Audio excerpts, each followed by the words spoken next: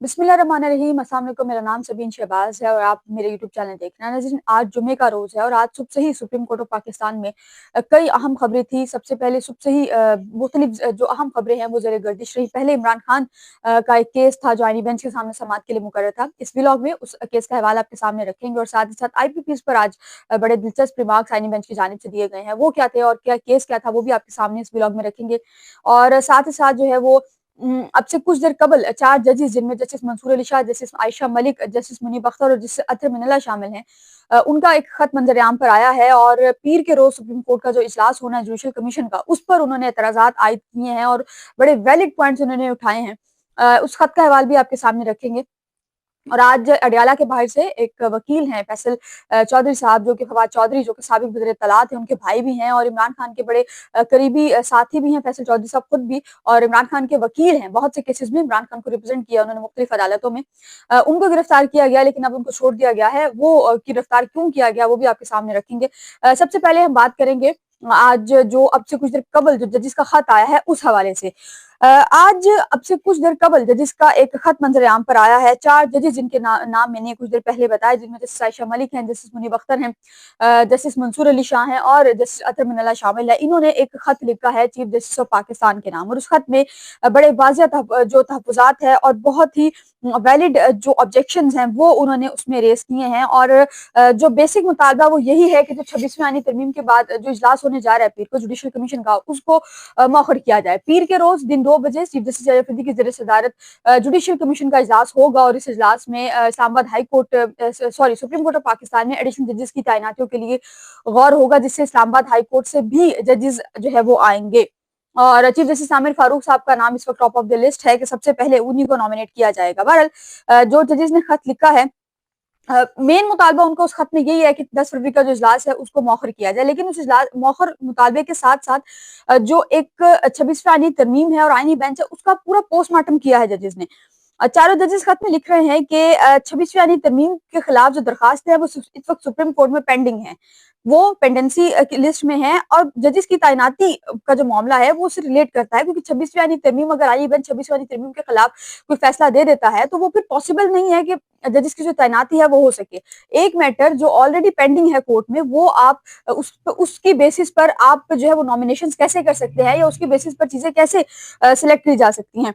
Judicial commission of Pakistan जो के nominations कर रहा है उसका भी एक पॉइंट उठाया गया। उन्होंने कहा कि जी देखिए, जो जुडिशल कमीशन ऑफ पाकिस्तान है ये 26वीं आईनी तरमीम के तहत जो है वो तश्कील दिया गया है और 26वीं आईनी तरमीम केस में आईनी बेंच जो है वो फुल कोर्ट का कह सकता है। डेफिनेटली उनके पास इख्तियार है कि वो ये कह सकेंगे जो 26वीं आईनी तरमीम के केसेज है उसमें जो है फुल कोर्ट बनाए जाए। और अगर आईनी बेंच ने 26वीं आईनी तरमीम में फुल कोर्ट का कह दिया तो फिर क्या बनेगा और उसके जो साइड इफेक्ट्स हैं वो क्या होंगे। और ये कहा गया है कि जो नए जजेस आए तो फुल कोर्ट जो है वो कौन सी होगी, ये तनाजा फिर बनेगा। जाहिर सी बात है कि अगर नए जजेस एडिशनल जजेस लग गए तो जो है वो फिर एक ये तनाजा भी खड़ा होगा कि आईनी बेंच फुल कोर्ट का कहता है तो फिर क्या पुराने जजेस फुल कोर्ट में बैठेंगे या जो नए आने वाले जजेस हैं वो बैठेंगे। जजेस ये लिख रहे हैं कि इस्लामाबाद में 3 जजेस जो ट्रांसफर हुए हैं और आइन के मुताबिक जो इस्लामाबाद हाई कोर्ट में ट्रांसफर होने वाले जजेस हैं, 3 जजेस हैं, उनका सबका हल्फ दोबारा लेना लाजमी है और अगर उनका हल्फ दोबारा नहीं लिया जाता तो उनका जज कहलाना मशकूक है। और लिस्ट इसके बावजूद इस्लामाबाद हाई कोर्ट में सीनियरिटी लिस्ट जो है वो बदली जा चुकी है। यही सीनियरिटी लिस्ट जिस पर जजेस की जानिब से रिप्रेजेंटेशन जारी की गई। अच्छा, कोर्ट पैकिंग का एक लफ्ज यूज हो रहा है पिछले 3-4 दिनों से, उसका जिक्र भी इस खत में है। जजेस ये कह रहे हैं कि मौजूदा हालात में जजेस लाने से कोर्ट पैकिंग का तासुर जो है वो मिलेगा। अब बड़े वाजिया पॉइंट्स और बड़े वैलिड पॉइंट जजेस ने उठाए हैं। तीनों जजेस ये सवाल कर रहे हैं चीफ जस्टिस ऑफ पाकिस्तान से कि अदालत को इस सूरत हाल में क्यों डाला जा रहा है और किसके एजेंडे और किसके मफाद पर अदालत को इस सूरत हाल से दो चार किया जा रहा है। अगर आप देखिए तो इस वक्त सुप्रीम कोर्ट ऑफ पाकिस्तान ये हो या इस्लामाबाद हाई कोर्ट हो, दोनों वाजिया तौर पर जो है वो 2 जगहों पर बटी हुई नजर आ रही है। सुप्रीम कोर्ट के 4 जजेस ये मंजर-ए-आम पर आ गए, लेकिन इसके अलावा भी कुछ जजेस इनके साथ हो सकते हैं। 4 जजेस ये हो गए और इसके अलावा भी अगर बात करें इस्लामाबाद हाई कोर्ट की तो वहां पर भी जस्टिस मुनीब अख्तर हैं, जस्टिस बाबर सत्तार है, मतलब बहुत से जजेस ऐसे हैं जो इस वक्त एक तरह से आप कह लें कि डिवीजन का शिकार हैं। और वहां पर भी हम दे रहे हैं कि जजेस के बाकायदा तौर पर ग्रुप्स जो है वो बने हुए हैं। जजेस ये लिख रहे हैं कि एक तो जजेस ने आईनी तरमीम के हवाले से बात की, दूसरा वो ये कह रहे हैं कि جو ججز کا تبادلہ ہے وہ مقررہ وقت کے لیے ہو سکتا تھا لیکن غیر معینہ مدت کے لیے نہیں ہو سکتا تھا. ججز ٹرانسفر کر دیے گئے, ان کے نوٹیفکیشن میں کہیں مینشن نہیں ہے کہ ان کی جو نامینیشن ہے یہ اتنے عرصے کے لیے ہے, ان کی جو ٹرانسفر ہے وہ اتنے عرصے کے لیے ہے. اس بات پر یہ پوائنٹ ریز کیا گیا ہے کہ مدت مقرر نہ ہونے کا مطلب یہ ہے کہ عدالت تبادلے کا جو حکم ہے وہ کسی بھی وقت واپس لیا جا سکتا ہے, اور تبادلہ اس صورت میں ممکن ہے جب ہائی کورٹ میں ججز کی تعداد جو ہے وہ پوری ہو اور تبادلے کے بعد آئینی طور پر ججز حلف لینے کے پابند ہیں, یہ کہا گیا ہے. اچھا, چیف جسٹس اسلام آباد ہائی کورٹ عامر فاروق صاحب پر بھی اس خط میں جو پوائنٹ اٹھائے گئے ہیں, اور یہ کہا گیا ہے کہ ہائی کورٹ جج کا حلف تمام ہائی کورٹس کے لیے نہیں ہو سکتا, اور چیف جسٹس اسلام آباد ہائی کورٹ جو ہے انہوں نے آئینی نکات بالائے طاق رکھتے ہوئے از خود سینیورٹی لسٹ جاری کی ہے. یہ ایک طرح سے ایک بڑا ویلڈ پوائنٹ بھی ہے, اور ساتھ ساتھ یہ ایک چیز ہے جو کہ شاید کچھ لوگوں کو سمجھ نہیں آ رہی تھی. بہرحال یہ چیف جسٹس عامر فاروق صاحب نے اپنے جو ان کے اختیارات ہے اس کا غلط استعمال کیا ہے, اور اس کا غلط استعمال کرتے ہوئے جو سینیورٹی لسٹ ہے وہ جاری کی ہے. لاہور ہائی کورٹ میں اس وقت جو اسلام آباد ہائی کورٹ میں موسٹ سینئر جج ہیں عامر فاروق صاحب کے بعد سردار طارق ڈوگر صاحب, وہ لاہور ہائی کورٹ میں 15ویں نمبر پر تھے. وہ ذکر بھی یہاں پر موجود ہے. ججز یہ لکھ رہے ہیں کہ لاہور ہائی کورٹ کا سینیورٹی میں 15ویں نمبر کا جج جو ہے وہ اسلام آباد ہائی کورٹ میں سینئر ترین جج جو ہے وہ کیسے بن سکتا ہے, اور اگر آئینی بینچ اگر فل کورٹ کی درخواستیں منظور کرتا ہے تو فل کورٹ جو ہے وہ پھر تشکیل کون دے گا, فل کورٹ کیسے بنے گا, اور اگر نئے ججز شامل نہ ہوئے تو پھر سوال اٹھے گا کہ تشکیل کردہ فل کورٹ ہے یا نہیں, اور اگر موجودہ آئینی بینچ نے ہی کیس سنا ہے تو اس پر بھی پہلے عوامی اعتماد متزلزل ہے, اور عوام کو موجودہ حالات میں کورٹ پیکنگ کا تاثر مل رہا ہے, جاننا چاہتے ہیں کہ کس ایجنڈے اور مفاد کے لیے عدالت کی تذلیل کی جا رہی ہے. تذلیل کا لفظ جو ہے وہ اس میں استعمال کیا گیا ہے. بہرحال اب یہ ہے کہ ایک تو یہ چیز ہو گئی کہ اب ججز نے خط لکھ دیا ہے, اب 48 گھنٹے بچے ہیں اس اجلاس میں, اور اب دیکھنا ہے کہ کیا چیف جسٹس یحییٰ فریدی صاحب اپنے ججز کا ساتھ دیں گے یا انہی کا ساتھ دیں گے جن کے کندھے پر سر رکھ کر جو ہے وہ یہاں تک پہنچے ہیں, یا جن کے کندھے پر سر رکھ کر جو ہے وہ ادھر آئے ہیں. بہرحال دوسرا, آج سپریم کورٹ آف پاکستان میں عمران خان کا ایک کیس تھا, official secret act army act میں جو ترمیم کا کیس ہے وہ بھی سماعت کے لیے مقرر تھا. عدالت نے اس کیس پر جو رجسٹرار ہے انہوں نے اعتراضات عائد کیے تھے. عدالت نے رجسٹرار کے جو اعتراضات ہیں اس کو ختم کیا ہے, اس کو کالعدم قرار دیا ہے, اور آئینی درخواست کو باضابطہ طور پر جو نمبر الاٹ کرنے کی ہدایت جاری کی ہے. اچھا, اب عدالت نے آج کی سماعت کا آغاز ہوا تو شعیب شاہین عمران خان کو اس کیس میں ریپرزینٹ کر رہے تھے. شعیب شاہین صاحب عدالت آئے اور انہوں نے جو ہے وہ عدالت نے ان سے بتایا کہ ہمیں یہ بتائیں کہ جی ترمیم کے خلاف پہلے اپنی ہائی کورٹ سے جو رجوع کیوں نہیں کیا. شعیب شاہین صاحب نے کہا کہ دیکھیں, آرمی ایکٹ ہو یا آفیشیل سیکریٹ ایکٹ ہو, ان میں ترامیم سے لوگوں کے جو حقوق ہے وہ متاثر ہو رہے ہیں, جس پر جسٹس محمد علی مظہر نے کہا کہ سپریم کورٹ آرٹیکل 184(3) میں قوانین کے خلاف درخواستیں جو ہے وہ مرضی سے سنتی رہی ہے. یہاں پر وہ اپنے ججز کو بھی شاید کہنا چاہ رہے ہیں کہ جو کیس دل کیا سن لیا, دل کیا کیس نہ سنا, کیس چھوڑ دیا. عمران خان کے وکیل نے کہا کہ درخواست پر اعتراضات کرنا اور باقی چیزوں کا فیصلہ یہ رجسٹرار نہیں کر سکتے, یہ عدالت کر سکتی ہے, رجسٹرار کا کام نہیں ہے, یہ رجسٹرار کے دائرہ اختیار میں نہیں آتا.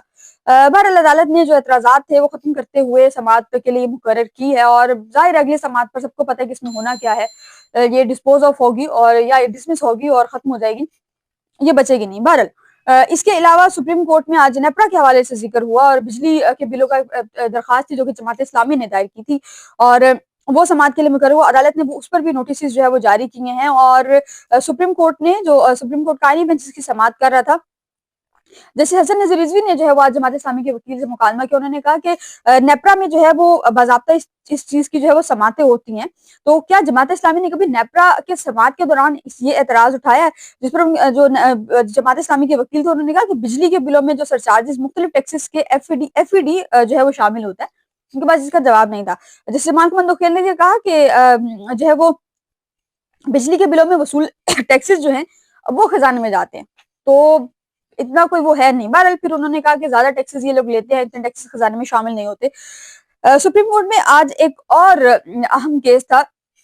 سابق جج تھے ارشد ملک صاحب, ان کی ویڈیو اسکینڈل کے حوالے سے ایک کیس کی سماعت مقرر تھی, اور ان کی پینشن کے لیے اصل میں یہ درخواست دائر تھی, اور یہ جو سابق جج ہیں ان کی ویڈیو اسکینڈل پر ان کو جو ہے برطرف کیا گیا تھا. اور یہ جج صاحب جو ہیں یہ نواز شریف کے خلاف العزیزیہ اور فلیگ شپ جو ریفرنس ہے اس پر سماعتیں کر رہے تھے. تو ان کو بعد میں شاید قتل کیا گیا، اور اس کے بعد ان کی اہلیہ نے درخواست پینشن کے لیے دائر کی تھی، اور جب یہ درخواست دائر ہوئی تو ان کی جو اہلیہ ہیں ان کی جانب سے جو ان کے وکیل ہیں وہ آ جائے، اور انہوں نے کہا کہ دیکھیں بات یہ ہے کہ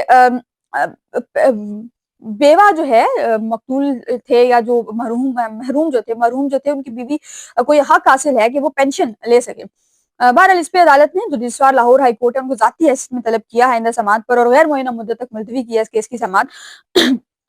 جو درخواست گزار کے وکیل ہیں انہوں نے کہا کہ جج ارشد ملک کو لاہور ہائی کورٹ نے برطرف کیا تھا، اور ارشد ملک صاحب جو ہیں اس 86 افراد کے ریفرنس سن رہے تھے جن کا ذکر میں نے پچھلے کیا، میاں نواز شریف صاحب اور جو ہے وہ نواز شریف صاحب کے کیسز یہ سن رہے تھے۔ تو انہوں نے جب انہوں نے نام نہیں لیا، انہوں نے کہا کہ سیاسی افراد کا وہ سن رہے تھے، تو اس پر جو جسٹس حسن نظر رضوی ہیں انہوں نے کہا کہ جج کا کیا کام بنتا ہے کہ وہ سیاسی افراد سے گھروں میں جا کر جو ملاقاتیں کرے۔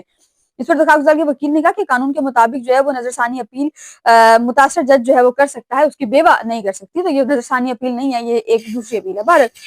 برطرفی کا جو فیصلہ ہے وہ انہوں نے چیلنج نہیں کیا۔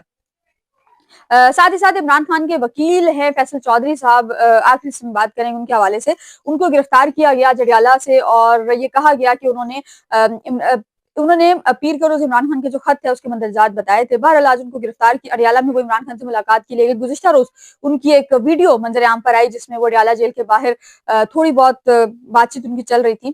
تو فیصل چودھری صاحب جو ہے بہت بڑے کول بندے ہیں، میں ان کو ذاتی طور پر اچھے سے جانتی ہوں، لیکن پتہ نہیں انہوں نے اس قسم سے بات کی، کیونکہ ظاہر ہے جب آپ ڈیلی بیسس پر ایک جگہ جا رہے ہیں اور آپ ڈیلی بیسس پر تماشا ہے کہ آپ کو روکا جائے گا، تو انہوں نے خاصا غصہ کیا، اور وہ باقاعدہ جو ہے وہ بھڑکے، اور انہوں نے کہا کہ یہ کوئی طریقہ نہیں ہے روز نیا ڈرامہ۔ بہرحال انہوں نے تھوڑی بہت گالیاں بھی اس حوالے سے دیں، اور ان گالیوں پہ بھی شاید ہو سکتا ہے کہ یہ کچھ ہوا۔ بہرحال پھر اس کے بعد ان کو آج جب اڈیالہ جیل گئے تو ان کو گرفتار کیا گیا، اور وجہ جو ہے وہ نہیں بتائی گئی کہ کیوں ان کو گرفتار کیا جا رہا ہے، بس ان کو وہ اڈیالہ سے باہر نکلے اور ان کو تحویل میں لے لیا گیا، لیکن تقریباً 2 سے 2.5 گھنٹے کے بعد ان کو چھوڑ دیا گیا۔